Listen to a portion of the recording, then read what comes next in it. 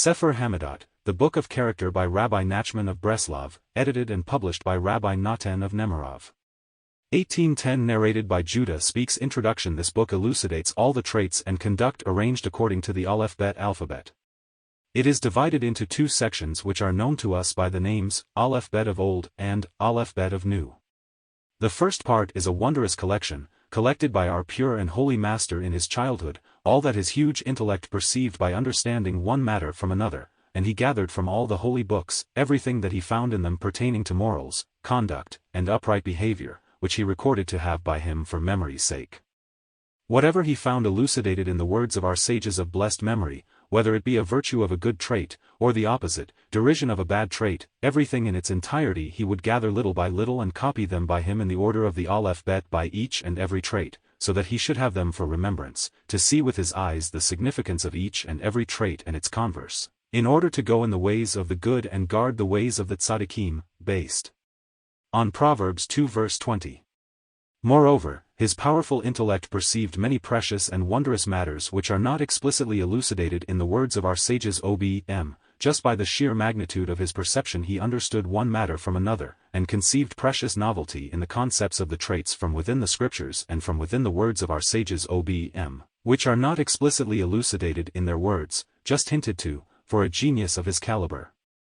Everything he gathered and assembled together in the order of the Aleph-Bet, and in the course of time there was found by him a complete compilation on all the traits, and he instructed to copy all of it, and from his mouth he read to me, and I transcribed in the book, according to Jeremiah 36 verse 18, in order that this book should not desist from our mouths, Josh 1:8, to speak it always, in order that we cease from bad traits. For everyone, when he sees arranged the utter derision of a bad trait and the great loss it causes, and the dreadful violation that is realized through it, he will have compassion on his soul, and he will gird his loins to stand up against it, and he will beseech from he to whom mercy is his, to escape with his soul from the abyss, to save him from those bad traits or bad desires or similar ones, and so in the converse regarding good traits.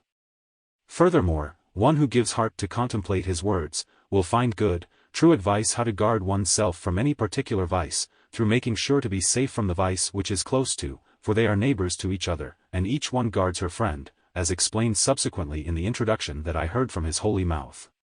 The importance of this book, there is no need to explain, to anyone honest, who desires truth, and longs with cherishing to grasp the ways of propriety, certainly he will find in it a repose for his soul. Fortunate is he who takes hold of it, then it will be good for him in this and in the coming, because this entire book is founded on verses of the Bible, Torah, prophets, scriptures, and on the words of our sages OBM, all of them cogent to the understanding and straight, for those who have found cognizance.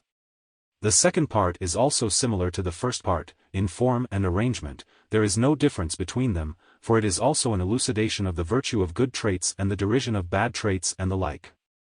Nevertheless, there is a difference between them, for the items elucidated in the first part, on each and every trait, they are matters which are elucidated in the holy books, explicitly or at least in allusion, so that someone who puts his heart to understand the matter, and he who wants to study in depth to understand one matter from another, can understand and comprehend from where the Rav extracted this item, from which verse or from which teaching of our sages OBM.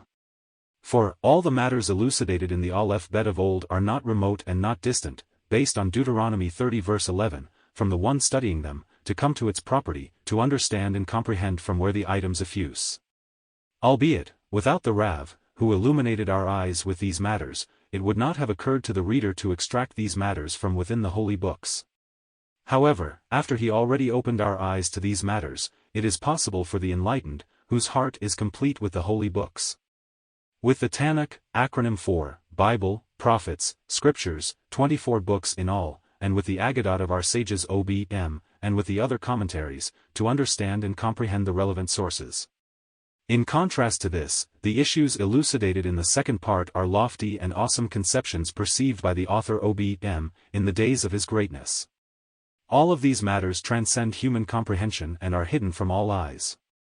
For each and every item there is a very wondrous and awesome tom, reason, taste, cantillation, secret, and it is supported by some verse or teaching of our sages OBM through a very wondrous and fabulous allusion, in his wondrous style, as the reader will see for himself. For there are many items elucidated here without any reason or proof, and within the major compilation of discourses it is expatiated there, a complete matter, and a wondrous and awesome exposition on this item at great length, and this you will find in many places. So too one should learn the characteristics of the vague from what is explained, that also in the places that he did not explain the item explicitly, also there his masterful hand attained a complete conception of it, just, for some ulterior reason he did not want to provide the explanation of the item. For all these matters, all of them are supernal and from a holy place they traverse, from a very extremely awesome lofty source, and they do not contain a single matter which does not command an awesome and wondrous exposition on what its foundations were cast, the reason for the matter, its characteristics, and a very hidden, deep, and wondrous support from within the written Torah or oral Torah. It is not for us to elongate on the paramount praise of these matters, because all who add, detract. For it is not hidden from our eyes the lowliness of our worth, and the greatness of our Master the Holy Rav, supernal candelabra, OBM, and his utter hiddenness and concealment from the eyes of the world. This being the case, we must put restraint to our mouth, to be silent and not to mention, not to relate the magnitude of his holy praise, not a matter nor half a matter, and the enlightened will be silent now. Almighty G.D. Hashem, he knows and Israel will know. Fortunate is he who waits and reaches the days that have aspiration, at the time when the glory of Israel will rise, truth from the earth will rise. Psalms 85 verse 12, a language of truth will be established forever. It does not say, was established, but, will be established. Tikkunei Zohar 63, pg 95a.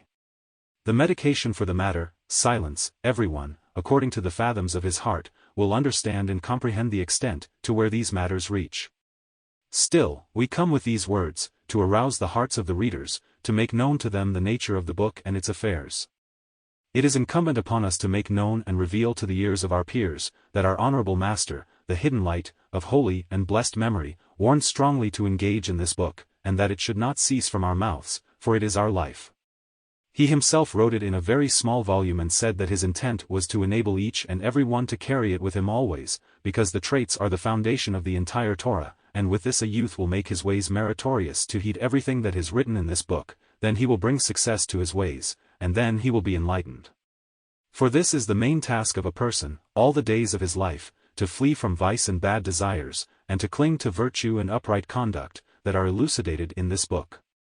Fortunate is the person who listens to these words, to fulfill all that is written herein. He will never slip and his righteousness will answer for him in the time to come, when he comes to receive his reward. In the measure that a person meets out, so is he met with.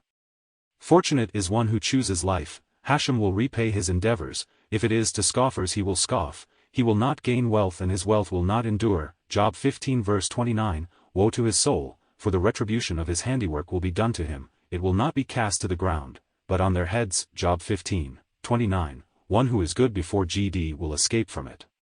How great is the goodness hidden away for him, in his joy no stranger will take part, a laboring soul benefits from its labor. Proverbs 16 verse 26, see also Tractate Sanhedrin 99b, he works here and his Torah works for him elsewhere. Let us pour out our souls to Hashem to put our portion with him, to stand at the threshold of his shade, they will have no regrets, those who put their trust in him, no eye has seen except for you GD, what he will do for those who put their hope in him. The words of the transcriber, whom is reduced to sighing and is crushed by the departure of the splendor of our heads, the majesty of our strength, the cherishing of our eyes, what can we say?